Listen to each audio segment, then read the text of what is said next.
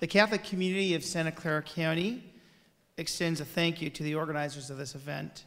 We appreciate the opportunity to stand with other clergy representing various points of intersection between religion and civic community.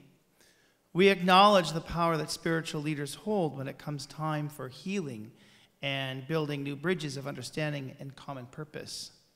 The task before us is nothing less than this: to create a community built upon common values of respect, acceptance, and justice. For us to move forward in building a community of mutual respect, hospitality to all people, and social and economic equity, we must first confront fear. Fear keeps us apprehensive about moving forward, and fear paralyzes any attempt at understanding one another. The good news is this: our species is capable of overcoming fear. Humankind, over hundreds of thousands and perhaps millions of years, have developed a social and spiritual sense and sensibility that allows us not only to survive, but to thrive.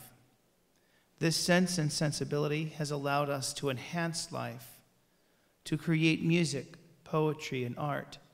This unique sense and sensibility, as we have come to understand it, is love. Our religious heritages and traditions that are represented here embrace love as a basic tenet of our belief systems, the love of God and the love of neighbor. In my religious tradition, I refer to the passage from first letter John: "There is no fear in love, but perfect love casts out all fear, because fear involves punishment, and the one who fears is not perfected in love."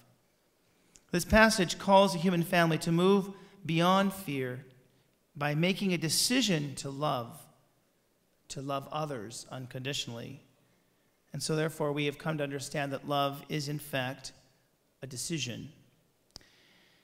It is a decision to clear the rubble of 9/11, to make slow and steady progress in building something new in place of fallen buildings.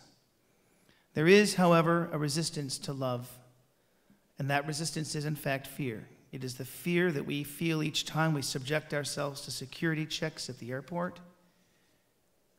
It's the fear we feel when we know that we are judged by our social and religious affiliations, our religious garb, skin color, gender, sexual preference, or national origin.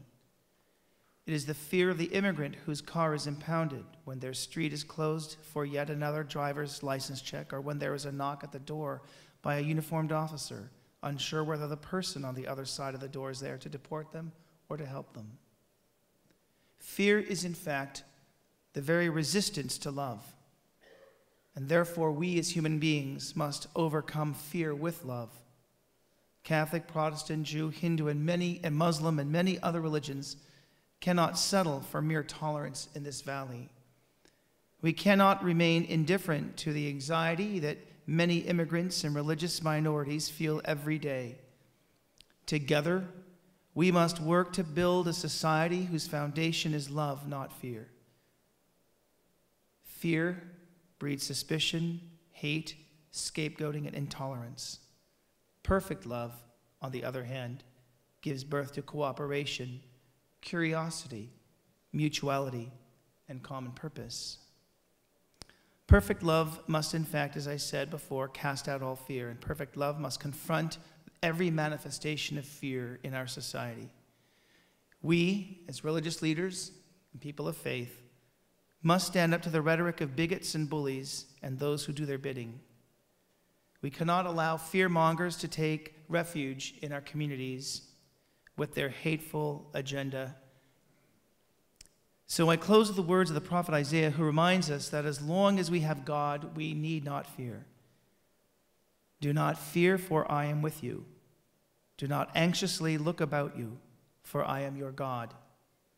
I will strengthen you. Surely I will help you. Surely I will uphold you with my righteous right hand.